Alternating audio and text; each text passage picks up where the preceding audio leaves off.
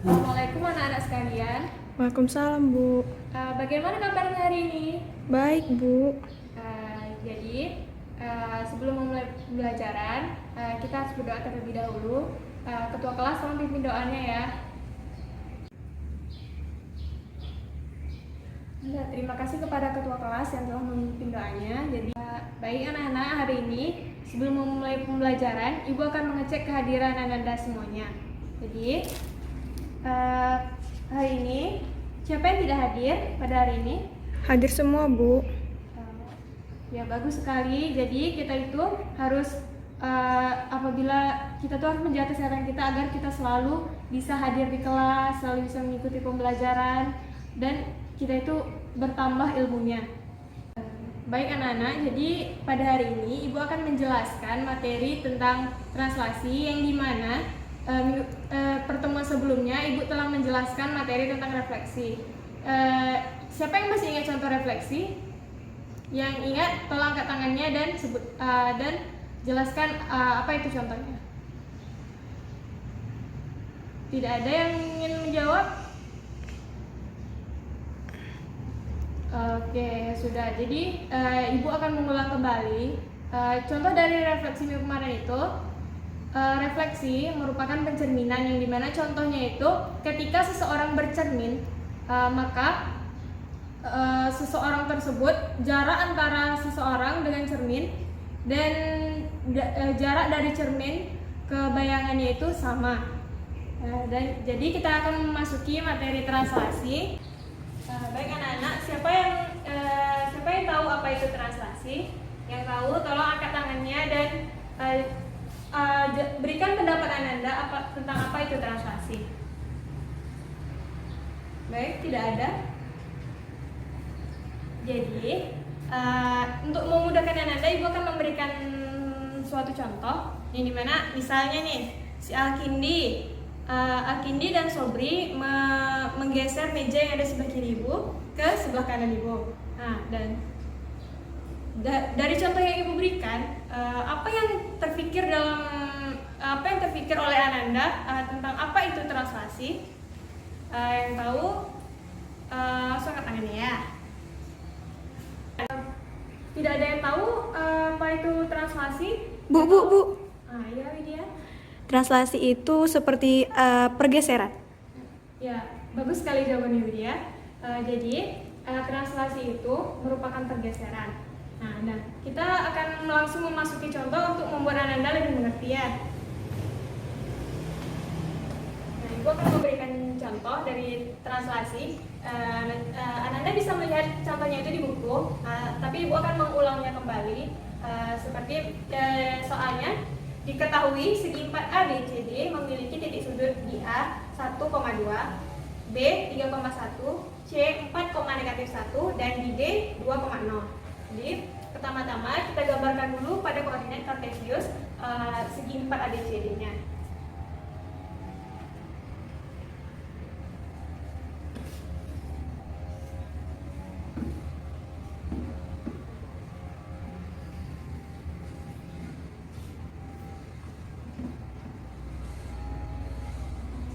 Setelah kita buat koordinat kartesiusnya, kita bikin terletak di manakah titik-titik A, B, C, dan D tersebut. Titik A tadi di titik 1,2. Jadi di sini itu sumbu X, di sini sumbu Y. Jadi titik A itu dia berada di titik 1,2. Jadi di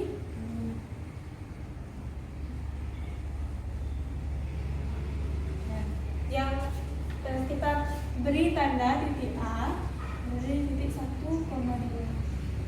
Nah, kita lanjutkan ke titik B-nya ya. Titik B itu ada di titik 3,1. Jadi 3 di sumbu X-nya 3 dan sumbunya 1. Jadi di titik 3,1. Bikin D 3,1. Nah, ya kan? Nah, kita lanjutkan lagi ke titik C-nya. Titik C itu berada di titik 4,-1. Titik 4 di X-nya 4 dan di Y-nya -1. Jadi kita buat sini titik C 4, negatif 1. Nah, kita lanjutkan lagi ya yang D. Yang D itu titik D berada di 2,0.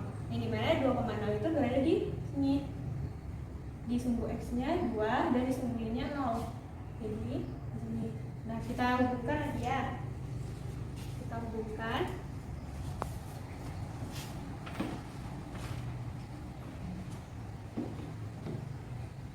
Kita hubungkan semua titik A, B, C, D-nya.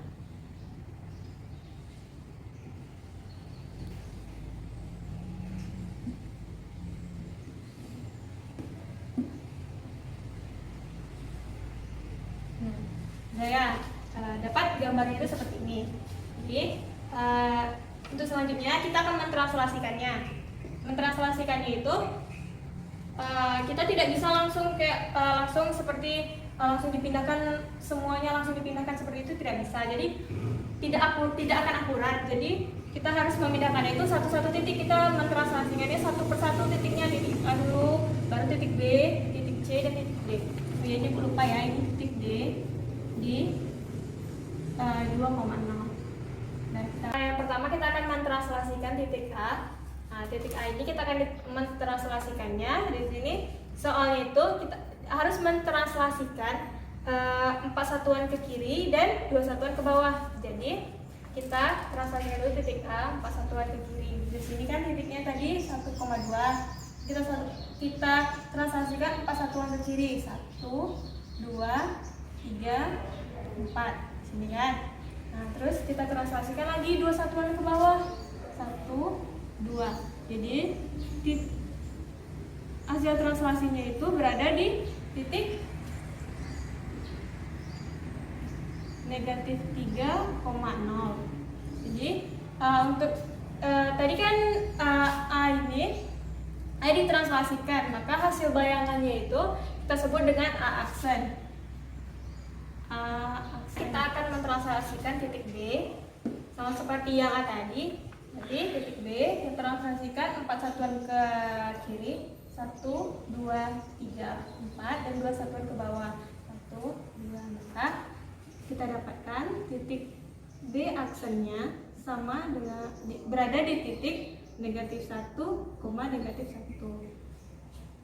Begitu juga yang C. Yang C kita translasikan.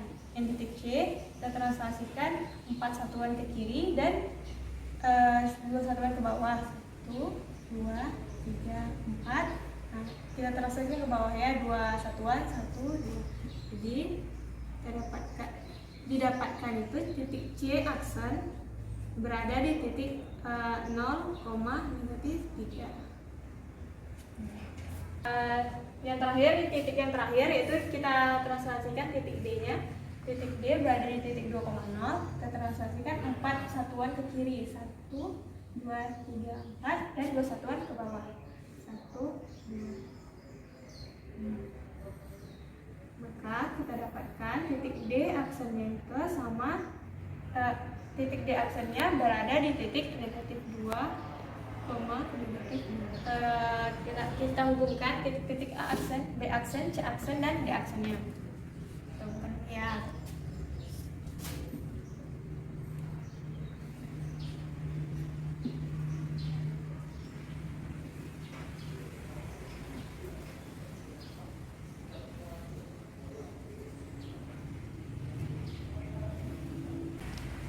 Dapat Anda lihat bahwa setelah ditranslasikan itu titiknya ini kan gambarnya tetap sama, ukurannya tetap sama, cuman posisinya yang berbeda.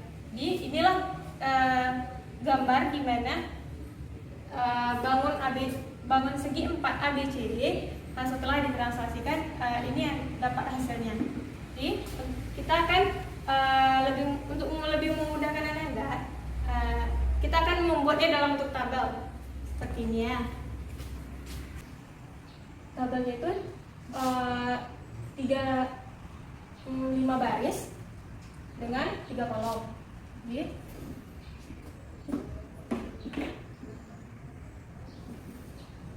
yang pertama ini adalah titik sudut yang awal tadi ya, titik A, B, C dan D. Ini titik sudut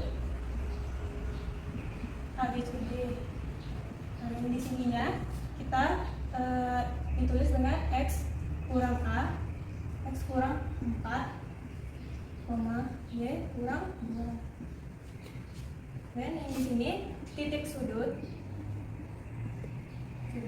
hasil dari translasinya. Hasil dari translasi itu berarti kan A aksen, B aksen, C aksen, dan D aksen. Oke. Apakah Anda tahu dari mana datangnya X kurang 4, Y kurang 2? Enggak, Bu. Ibu akan memberitahukannya. Jadi X kurang 4 ini didapatkan dari untuk mendapatkan hasil translasi yang titik, misalkan titik A yang pertama kita apakan. Jadi untuk mendapatkan hasil translasinya itu kan tadi titik A ini kita translasikan 4 satuan ke kiri. Karena 4 satuan, karena dia ke kiri, kalau ke kiri kan nilainya itu semakin negatif. Maka dari itu di situ X kurang 4. Nah, sedangkan untuk Y dia ditranslasikan ke bawah, 2 satuan ke bawah. Maka dari itu dia jadi nilai pengurangannya itu Y, jadi Y kurang 2. Maka di sini bisa kita substitusikan nilai X dan Y-nya. Jadi 1 dikurang 4, 2 dikurang 2. Jadi kita dapat titik sudut, titik A aksennya itu 1 dikurang 4 negatif 3, dan 2 dikurang 2 0. Jadi kita dapat titik A aksennya itu berada di titik negatif 3,0. Sama seperti yang udah kita substitusikan lagi yang nilai X dan Y-nya. Jadi 3 dikurang 4, 1 dikurang 2. Jadi kita dapatkan titik B aksennya itu berada di titik 3 kurang 4 negatif 1, dan 1 kurang 2 negatif 1. Jadi kita lanjutkan ke yang di titik C, sama seperti yang 2 sebelumnya. Jadi 4 dikurang 4 dan negatif 1 dikurang 2. Jadi kita dapatkan hasilnya 0, negatif 3. Nah, sama seperti yang sebelumnya, lanjut lagi. 2 dikurang 4 dan 0 dikurang 2. Kita dapatkan untuk nilai D aksennya, bukan nilai, ini titik D aksennya itu berada di titik negatif 2, negatif 2. Nah, di sini apakah ada yang belum paham? Paham, Bu. Selanjutnya Ibu akan membagi Anda menjadi 4 kelompok, yang dimana setiap kelompoknya itu terdiri dari 4 sampai 5 orang. Jadi, nanti Ibu akan memberikan LKPD, nanti dan juga Ibu akan memberikan beberapa lembar HVS, yang dimana nanti hasil dari jawaban-jawaban yang telah Anda diskusikan itu Anda catat di HVS tersebut. Nah, nanti kalau sudah selesai langsung kumpul ke Ibu beri waktu untuk Anda mengerjakan itu selama 30 menit. Jadi Ibu baikkan dulu ya. Nah, ini ketua kelas, tolong dibagikan LKPD-nya ya. Nanti dikerjakan, saling bertanya kalau misalnya Anda tidak paham.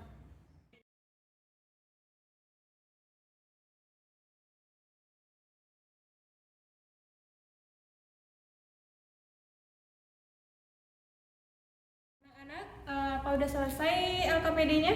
Sudah, Bu. Nah, tolong kumpulkan ya tiap-tiap perwakilan kelasnya. Ini udah selesai semua? Sudah, Bu. Nah, Ibu, dari Anda semua apakah sudah paham semua dari soal-soalnya atau merasa ada yang sulit? Sudah paham, Bu. Jadi, Ibu akan membahas, ya, jadi kita sama-sama akan membahas soal-soal yang ada di LKPD yang Ibu berikan tadi. Jadi, kita bahas dulu ya.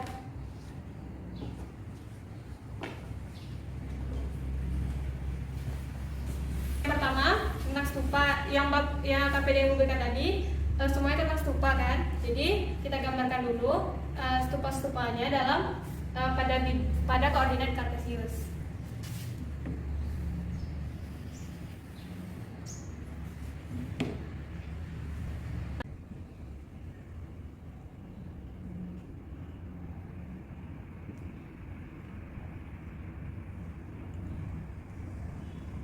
Nah, kita langsung masuk ke soal yang pertama, yaitu berapa koordinat stupa 2, stupa 3, dan stupa 4. Ada yang tahu di koordinat berapa stupa 2 berada? Bu. Ya Widya? 1,0 Bu. Ya, jadi stupa 2 itu berada di titik 1,0. Nah, apakah ini udah benar? Udah pas jawabannya? Benar Bu. Ya, bagus sekali ya nak. Jadi ini stupa 2 itu berada di titik koordinat 1,0. Nah, untuk stupa 3 siapa yang tahu? Bu. Iya Widya? 2,0 Bu. Nah, ya bagus sekali Widya.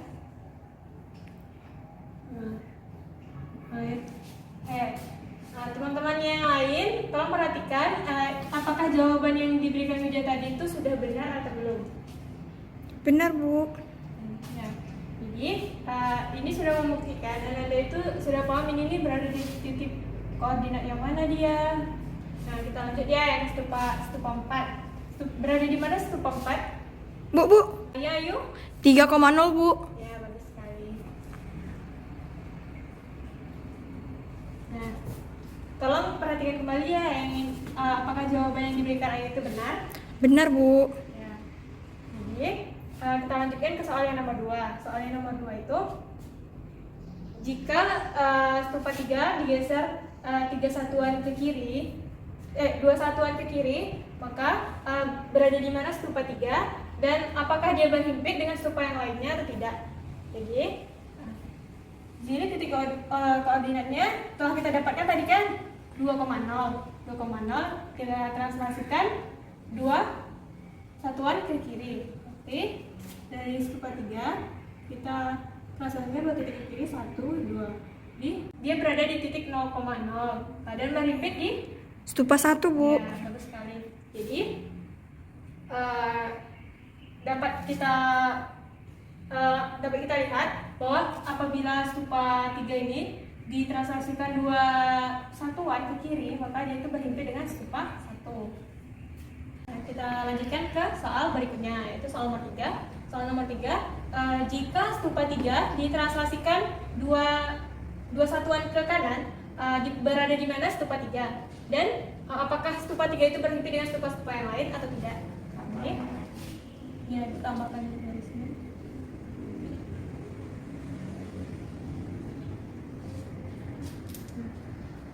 Jadi tadi stupa 3 ditranslasikan 2 satuan ke kanan. Jadi kita translasikan dulu 1, 2. Oke. Dia berada di titik 4,0 stupa 3. Nah, apakah dia berhimpit dengan stupa-stupa yang lain? Tidak Bu. Ya, dari yang bisa Anda lihat di papan tulis, stupa 3 itu setelah ditranslasikan tidak berhimpit dengan stupa manapun. Di stupa 3 berada di titik 4,0.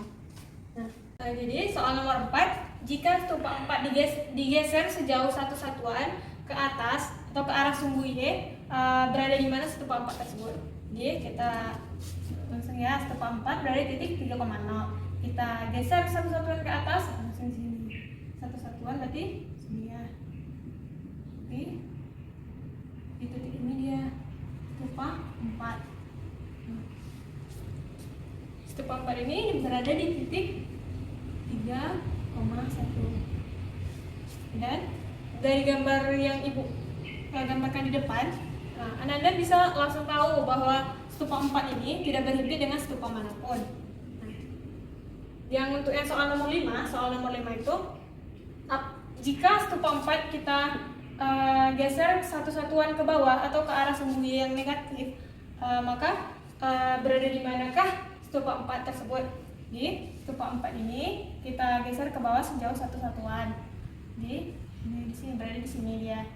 Di stupa 4 ini hasil pergeserannya itu didapatlah titik 3,-1. Jadi dan hasil dari sini pun hasil dari pergeseran ini pun stupa 4 tersebut tidak berhimpit dengan stupa-stupa yang lainnya. Begitu juga dari gambar ini bisa langsung kita lihat apakah stupa itu apabila setelah digeser stupa yang digeser tersebut berhimpit atau tidak. Nah, kita lanjutkan ya ke soal nomor 5. Soal nomor 6. Soal nomor 6 itu jika stupa 1 digeser ke atas sejauh 1 satuan dan ke kanan 1 satuan, maka berada di manakah stupa 1 tersebut?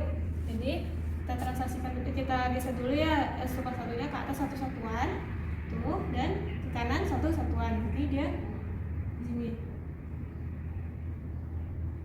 Jadi kita dapatkan bahwa stupa 1 itu berada hasil pergeserannya itu kita dapatkan stupa 1 berada di titik 1,1.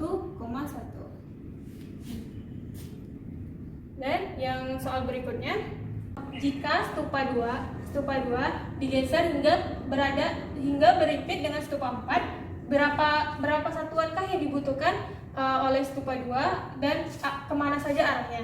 Nah, karena di sini sudah banyak titik-titik, jadi kita hapus saja yang sudah kita bahas.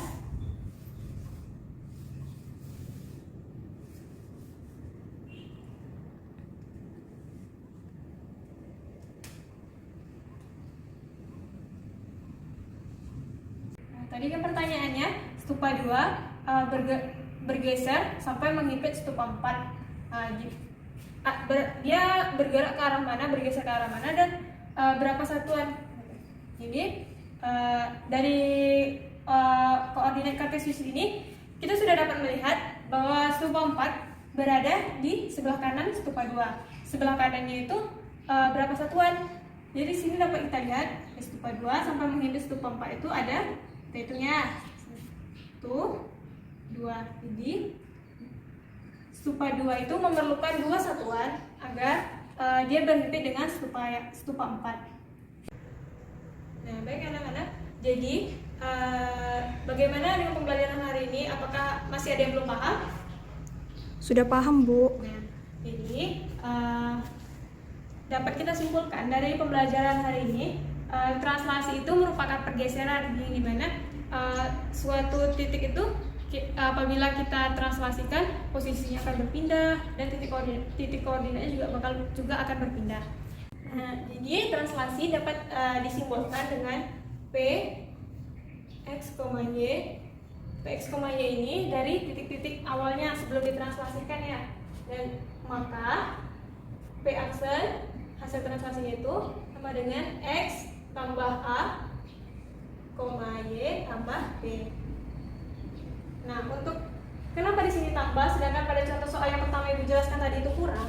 Dikarenakan yang sebelumnya tadi itu bergeser 4 satuan ke kiri. 4 satuan ke kiri itu makin lama makin negatif.